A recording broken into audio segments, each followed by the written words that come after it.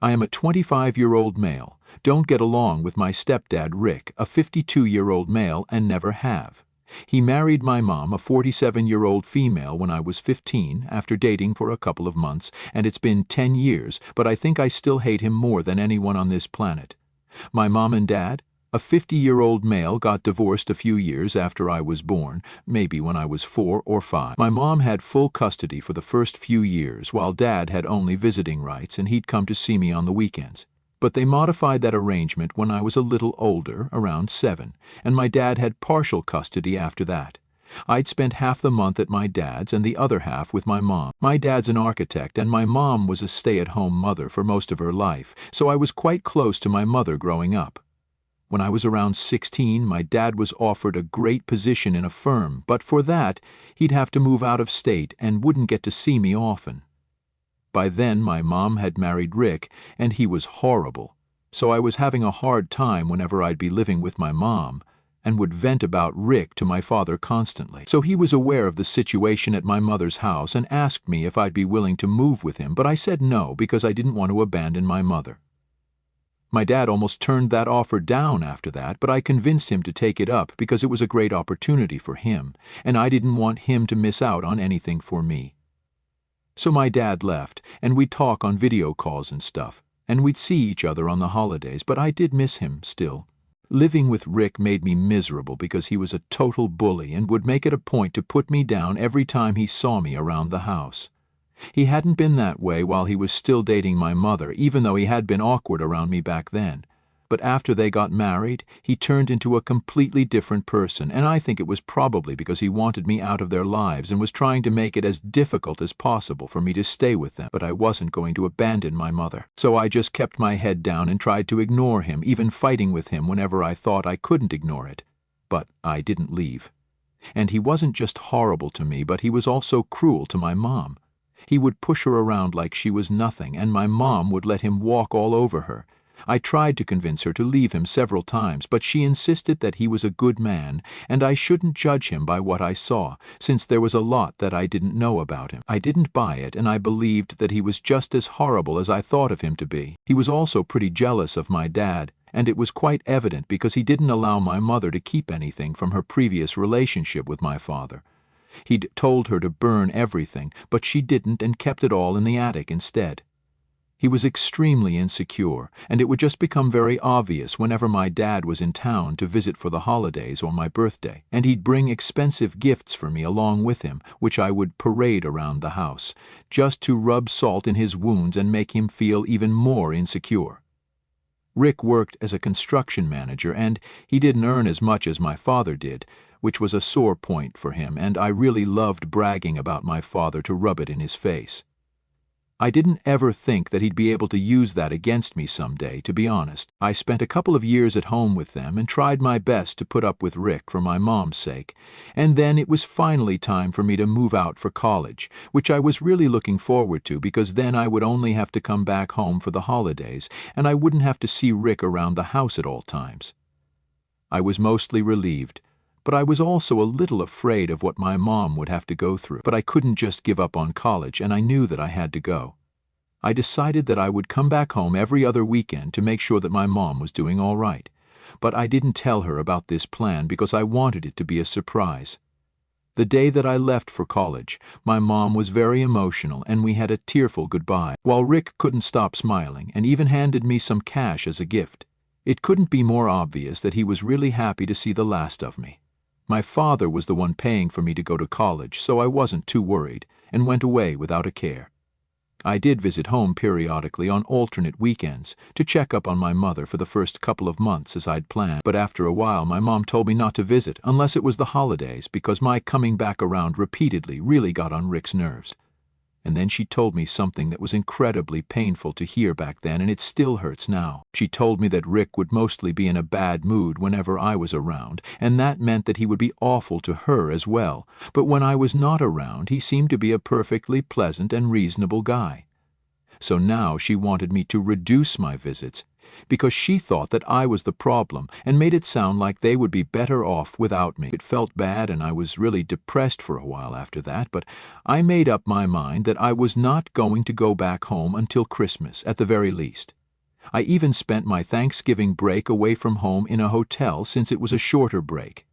I told my dad about it, and he was really pissed, but I told him not to talk to my mom about it because if I was a problem for her, then I would just clear out, and I was fine with it. I did keep in touch with my mom, but our conversations were just not the same anymore, and after a while it just stopped out of nowhere. So when I finally did go back home for Christmas, I wasn't too excited to see my mom.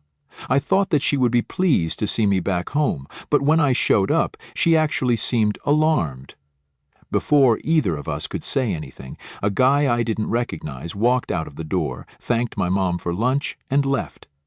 I was really confused, and then my mom explained to me that he was a tenant because Rick had given up the first floor for rent. We lived in a 2-story house and the first floor had always been mine, so I knew that meant that Rick had given up my room for rent. She let me in and told me that she could explain everything, but I need to be patient. I was upset, and I started feeling even worse when I entered the living room and I saw Rick drinking on the couch. He made a face when he saw me, and I lost my cool and confronted him about the room. Very nonchalantly, he informed me that since I didn't live here anymore and I was an adult, he didn't think that it was necessary for him to keep the room empty for me, and had put it to use by renting it out so he could make some extra cash. I called him an idiot, and then asked him if he had even considered where I would stay when I came back home. He smiled at me, which pissed me off even more, and told me that since my dad was so wealthy, he was sure that he would make some arrangements for me and wouldn't let me live on the street, so there was no reason for me to get so worked up over nothing. I was so angry that I couldn't even say anything to him, so I turned to my mother instead and asked her if she was okay with this, and she said nothing. She just hung her head and said nothing, and that was pretty much the last straw for me.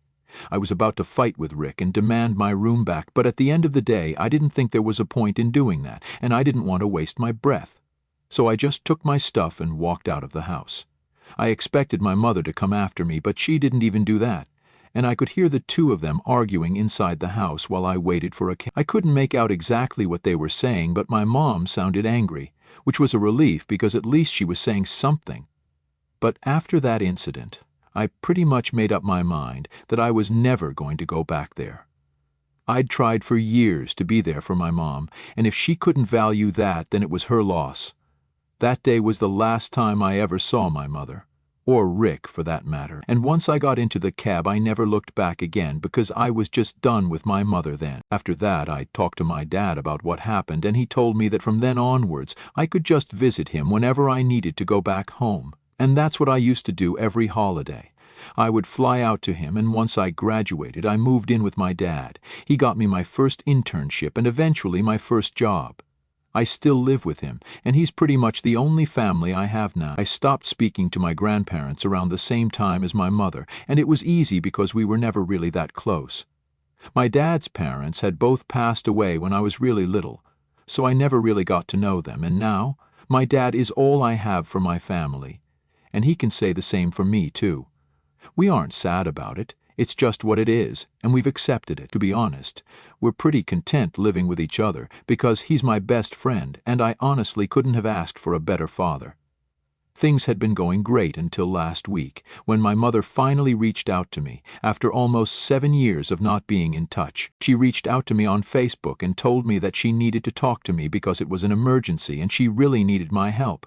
She told me to come visit her as soon as possible because this wasn't something she could discuss online, so I responded to her and told her that I didn't even live in the same city as them anymore and it wasn't possible for me to visit her. So then she told me that it'd be okay even if I just called her and gave me her number, but I told her that I wasn't interested in whatever she had to say and left it at that. She didn't stop trying and kept texting me for the next couple of days, but I still didn't reply.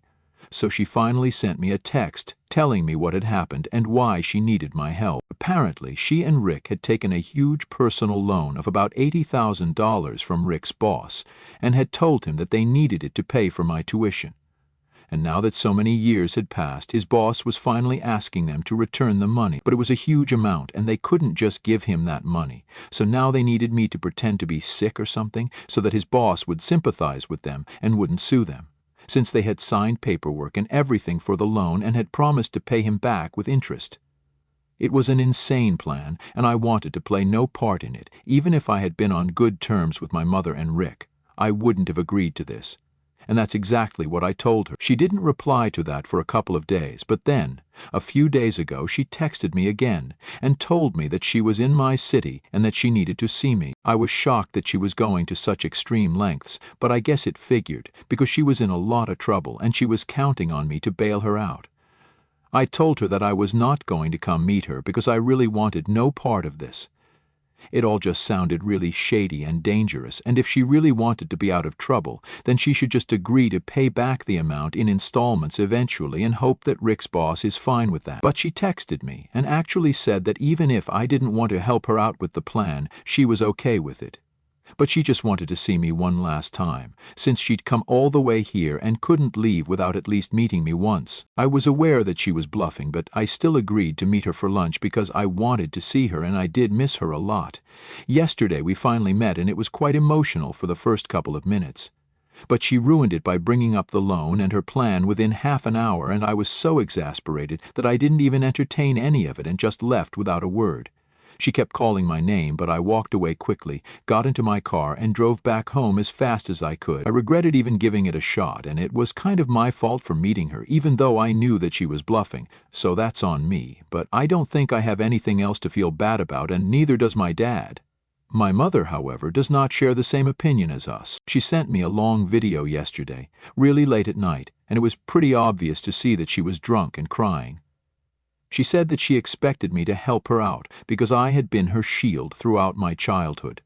And she knew that she'd screwed up in the past, but she was really disappointed that I was getting revenge instead of being the bigger person, especially when there was so much at stake. She was extremely emotional, and it was hard to make out what she was saying because she was crying so hard, and also the alcohol was slurring her words, but I could tell that she was very upset with me. She kept saying that she'd always believed that she could always count on me, but I'd proved her wrong, and she was extremely disappointed. By the end of the video, she had pretty much dissolved into tears, and I felt disgusted with myself when I finished watching it. In spite of everything that happened, I do love my mother and I can't bear to see her this way. I also can't imagine her going to prison, which is exactly where she might end up if she doesn't repay that money or I don't buy her some more time. She kind of got lost after she married Rick, but before that, she'd always been a loving and caring mother, and this is my one chance to repay her for everything that she did for me. But at the same time, I know that I shouldn't be putting myself at risk by involving myself in this situation. For starters, my mother hasn't even told me what exactly they took that personal loan for, and I don't think I can get involved without knowing all the facts. But on top of that, this is not even a foolproof plan, and it can totally backfire on them if they don't really think it through. And their boss isn't exactly stupid. He might be able to see right through them and call their bluff, which might be very dangerous for them. I really do want to help my mother out, but I really don't think that I should do it at the cost of my own reputation. I don't know if that makes me a selfish person or not. I know it sounds like it does, and my common sense is telling me not to get involved, but I just don't know. I don't want my mother to go to prison. Am I the a-hole for not wanting to help my mom dodge legal trouble for being unable to repay a loan? Update 1. I made the very difficult decision of blocking my mother so she isn't able to contact me anymore. It was hard, but I needed to do it, and now that it's done, I feel kind of relieved. I talked to my dad about the video and everything, and he told me that it was great that I didn't fall for it because she was clearly just trying to manipulate me emotionally. She knew that I valued her more than anything in the world and would jump at the chance of getting to help her out. A lot of you guys in the comments said that I have major mommy issues, and I guess that's true, as much as I hate to admit it. Reddit can't solve that, but therapy can. So I'm looking into therapist for now because I don't think that it's healthy for me, and I hadn't ever considered it before, but it's about time. I also did some digging and found out about Rick's boss, and all I can say is that I'm so glad that I didn't agree to help my mother out because that would have completely messed my conscience up. It wasn't too difficult to find out. All I had to do was stalk Rick's social media. He had a lot of photos with his co-workers, and the oldest guy there was very clearly his boss, since he dressed differently and also just gave off that vibe. So I went to his account, and that's where I realized why exactly Rick and my mother thought that maybe pretending to be sick would make him back off for at least a while. His boss had a daughter whom he lost to cancer just a couple of years ago, and if I'm not mistaken, Rick and my mother were probably planning to make me pretend to be sick, and that would make their boss go easy on them because he would feel empathetic towards them. So not only was it a very stupid plan, it was also extremely insensitive and cruel of them to use something like that against a person who had helped them out.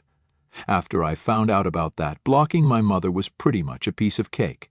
I didn't know whose idea it was, but whoever came up with that was a disgusting human being, and whoever agreed to it was even more disgusting.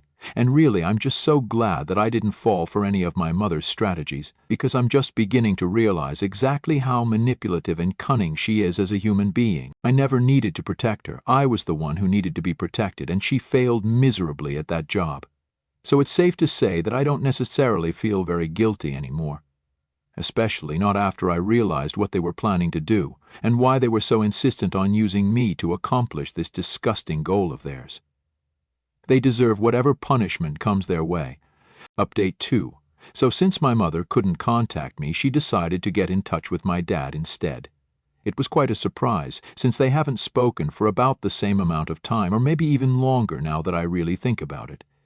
He told me that she told him pretty much the same things as she said to me, and was trying to get him to sympathize with her and convince me to play the part that she had asked me to. But he told her very clearly that I wasn't interested, and I was a grown man, so she couldn't exactly force me to do something that I wasn't interested in. She also tried to yell at him and say that he was being unfair, and that she had a lot at stake here, so he needed to realize how desperate she was, as if this was somehow our fault. But my father was very firm and didn't budge. In fact, he even told her that if she bothered us again, then he would take matters into his own hands and would make sure that her husband's boss got to know exactly what she was trying to do behind his back to avoid repaying the money. But even that didn't seem to faze her, and she told him to go ahead and see if she cared. Probably because she knew that we wouldn't stoop to that level. She did ask him to pass on a message to me, though, which he did. She told my dad that she wanted me to know that they hadn't borrowed that money to do something shady or frivolous, but they were actually about to start a business of their own, and she was trying to get back into work after a really long time. However, unfortunately, they got scammed out of their money and couldn't invest, which is why they were in so much trouble now. They didn't want to get banks involved because they wouldn't be as lenient as Rick's boss had been. And they couldn't tell their boss the real reason why they needed the money, because then that would be a conflict of interest. So they had to lie about it, and now they dug a grave that they couldn't get out without my help, and she was really desperate. But I made it very clear that I couldn't care less. They'd been nothing but cruel to me all their lives, and now I wasn't going to be stupid and get involved in something like this just to rescue them. I didn't like them or respect them, and I certainly didn't owe this to them, like she'd been trying to get me to believe so far. I was out. She wasn't my family anymore, and so she needed to stop thinking that she could count on me. She couldn't, and she most certainly shouldn't be delusional. Update 3. Hi. So I finally heard back from my mother after almost 3 months of her being completely absent without official leave, and I learned that she is going to try and pay back the loan, and she doesn't need my help anymore.